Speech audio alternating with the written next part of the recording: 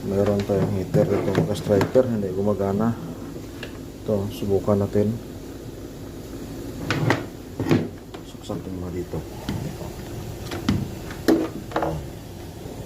So ito na, saksak natin. Tumatakbo yung kanyang pan,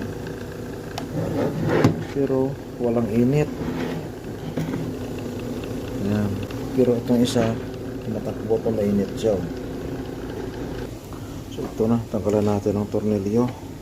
Yan, ayusin natin. So ito na.